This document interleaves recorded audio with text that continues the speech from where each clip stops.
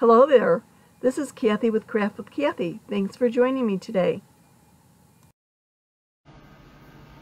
I'm coming at you from the suburbs west of Chicago. If you would take a moment and let me know where you're viewing from, that would be great.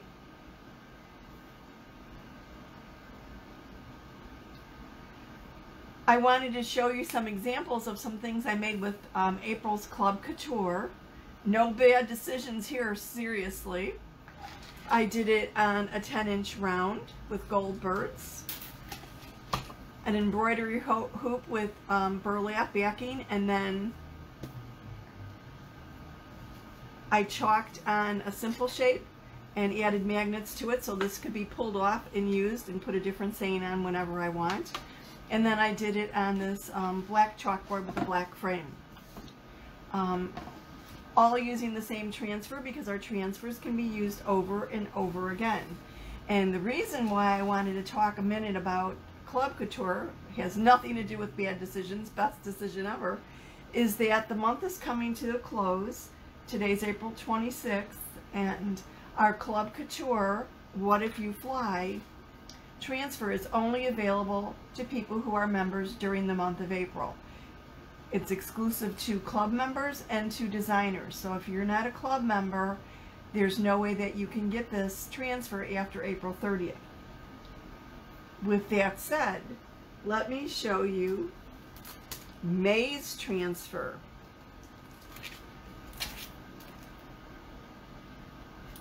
This is May's Club Couture, and it's called Sweet Lemon Grove. Sweet Lemon Grove, and it says, where troubles melt like lemon drops. Oh, doesn't that sound sweet?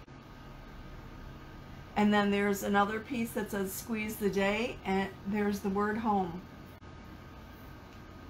Doesn't this just make you crave a glass of ice cold lemonade?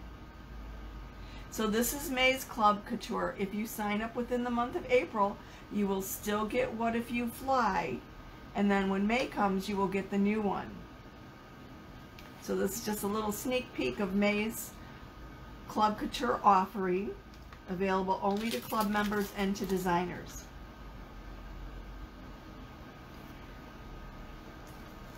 So let's get on to tonight's project. That was just a quick little reminder in case time has gotten away from you. And if you need any additional information about Club Couture, just comment club in the comments below and I will get you all the information that you need. Now to the bad decisions. I love this transfer also. Bad decisions make good stories. Isn't that the truth? I think as long as we learn from them, then we've accomplished something, right? So I'm going to use our board and base and put this on the board vertically. And I'm going to use something called an Ombre Technique, which is pretty simple and quick, like most of our projects, right?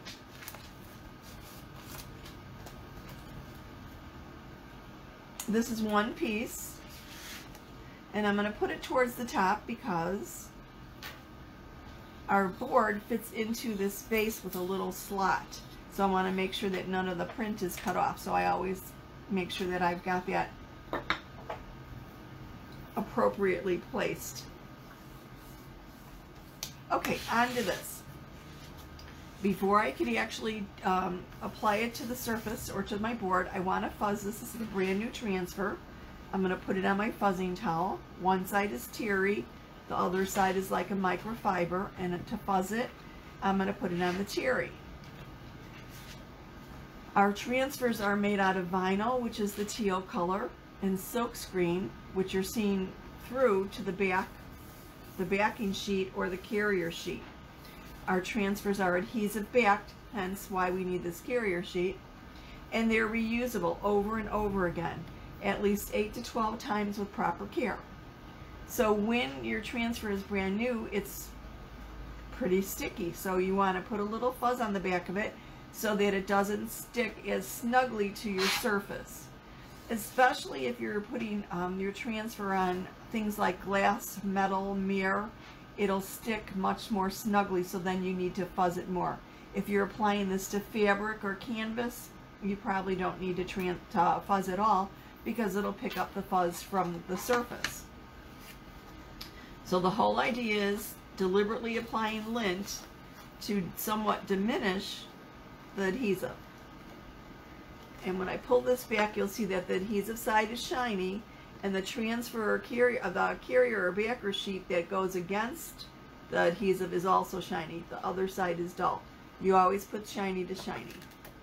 So fuzzing is easy. You just smooth it down on your fuzzing towel or fuzzing cloth. If you don't have a fuzzing cloth, you could use a towel, you could use a t-shirt, you could use a pair of jeans. You could use anything that's going to apply a little bit of lint to it. And when we clean our transfer, when we're all done, after we remove the chalk paste, we just wipe off the lint, and that rejuvenates the adhesion again, or rejuvenates the adhesiveness of it. You know what I'm saying, right? So I'm going to center this, putting the wording up at the top, but centered left to right. Smooth it down from the inside out. Make sure there are no air bubbles underneath my silk screen. And I've picked our bright white paste and our Couture teal to do an ombre technique. And the ombre technique is I'm going to deliberately blur the two colors. So I'm going to start off with the bright white for bad decisions, and probably at the end of the decisions and the beginning of good, and obviously the word make, I'm going to do the ombre technique, and then the bottom is going to be in the Couture teal.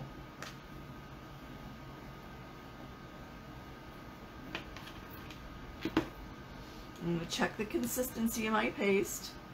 You always want your chalk paste to be somewhere between a yogurt and a sour cream, and this looks nice. It's not drippy, it's holding solid, but it's not thick and clumpy, so this is beautiful. Let me check my teal. If your paste has thickened up, you want to give it a little spritz of distilled water. My little spray bottle is great for that, and that will thin it down. Stir it up until it's the appropriate consistency. If you've over sprayed water, just leave the top off for a little while until it thickens up. This looks like it's good too. These are our new Creamy Dreamy pastes, which actually I have not had to add water to at all yet. You always, if you do, you need to use distilled water, because you don't want to use tap water, because the minerals in the tap water could interfere with the pigments of the paste. So these look great. I'm going to apply it a little heavier than I normally do, and I'm not going to squeegee it off until I'm all done, because I need to blur these colors together. So I'm going to apply my white here.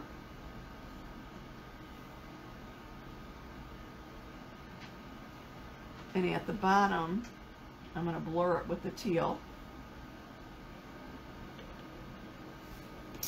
Then I'm going to apply my teal. Ooh, that's a lot.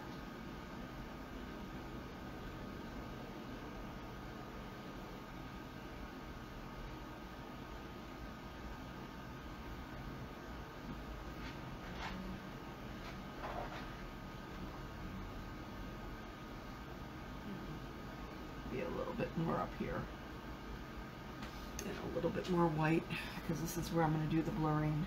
Okay, I'm going to use a squeegee across this, and while I still have a lot of excess here, I have not pressed hard on this at all. Very gently, and just taking off the real heavy parts. And I'm doing the same at the bottom portion, so you can see it's pretty thick up here. Okay.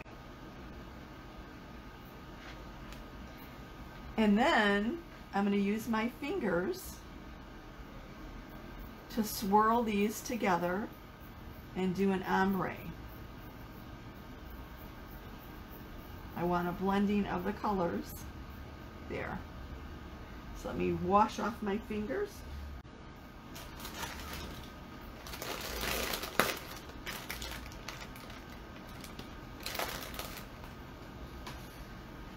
and then remove my paste.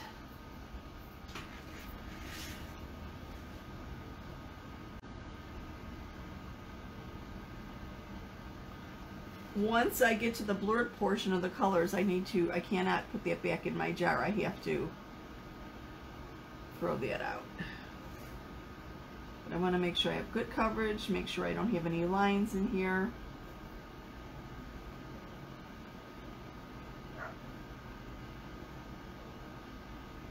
I'm into the blended color. I've gone off the board a little bit, but I'll fix that later. Oh, and look at, I'm getting it all over my hands. Good thing our paste is water soluble. For a messy crafter like me, I need that. So cleanup's quick and easy with a little bit of water. I see a little line here. I'm gonna clean that up, get rid of that line. Oh, that'll make it a pretty ombre. Okay, I've gone off my board, but we'll address that after I've removed my transfer. I'll show you how you take care of it. Let me clean my fingers a little bit right now. I've just got a little package of baby wipes here. Okay, now I'm going to do the peel and reveal. I'm going to lift up the transfer, either lift from the top, the bottom, the left, or the right. You never pull on the diagonal because our transfers are like fabric, so you don't want to take any chance of stretching them. And this is pretty snug on the bottom. Let me gain purchase here. I'm going to hold down my board. It's a small board, so it's a little light.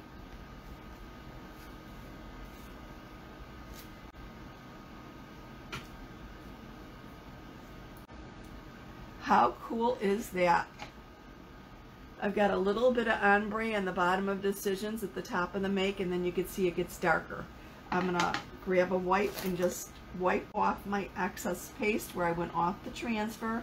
Very easy to do on a chalkboard, especially before it dries. Our chalk paste goes on liquid, but dries to a hard matte finish. So easier to clean up now than once it's dried. If I let this dry, or when I want to reuse this board, all I have to do is spritz it with a little bit of water and wipe it off with a paper towel, or use our board eraser, which makes the process a little bit quicker. But our chalkboards, of course, are reusable, and that combined with our reusable transfers is what attracted me to the products. I absolutely love them. How cool is that? Quick and easy. We didn't have to weed any vinyl. We didn't have to play around with anything. And once I clean my transfer, I could reuse it on another project.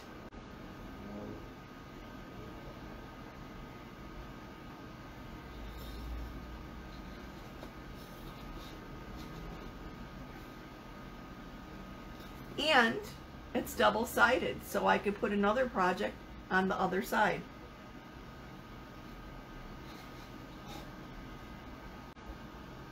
Starting Wednesday, I'm going to start creating some patriotic decor with some of our new transfers in our Celebration Summer 2021 mini catalog. I'm so excited about this and about them, and can't wait to get my hands on the star cutouts. They won't be arriving until later in the week, but it promises to be definitely a red, white, and blue week. Thank you so much for joining me. I surely appreciate it. See you soon.